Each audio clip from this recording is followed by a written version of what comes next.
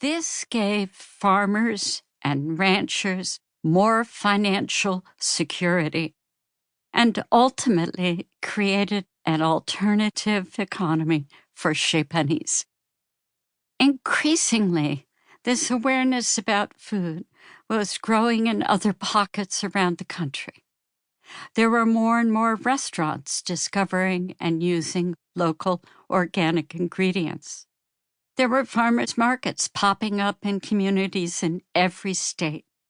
Markets where customers could get to know the people growing their food. Directly supporting the farmers who came to those marketplaces seemed to me, and many others, like the best way to participate in and encourage this emerging farm-to-table movement. In 1988, I was introduced to Carlo Petrini, the creator of a new grassroots political and educational organization in Italy called Slow Food International. Carlo was, still is, an amazing philosopher and extraordinary visionary. And he has a passion for global food activism built on traditional ways of life. When Carlo spoke, his metaphors illuminated the complex issues of biodiversity and sustainability by connecting them to taste and the pleasures of the table. His big ideas electrified me and validated my own reasons for starting Chez Panisse. For example, Slow Food International was creating an arc of taste, which collects and safeguards traditional foods from all cultures that are at risk of extinction. I became deeply involved in and committed to Carlo's movement.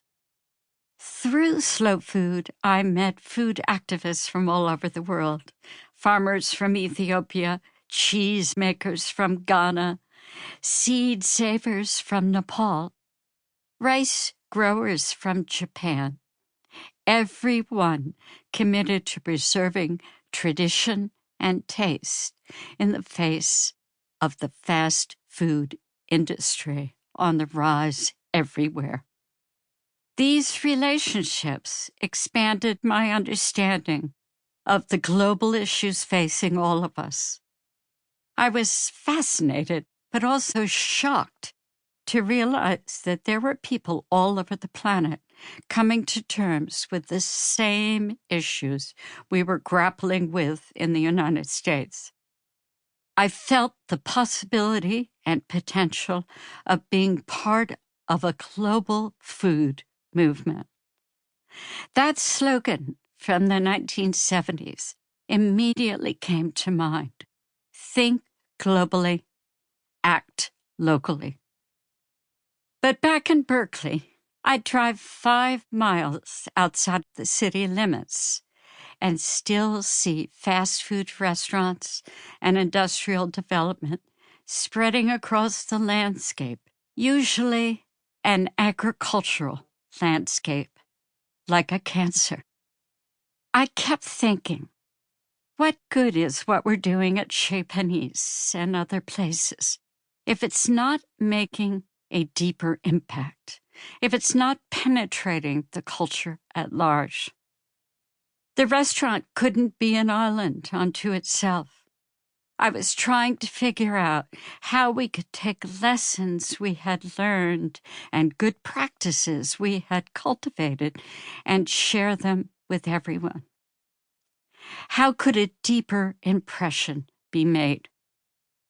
Watching my daughter grow up during the mid-1990s and witnessing how she and her friends were learning and not learning to feed themselves, it dawned on me that a real opportunity lay in the schools.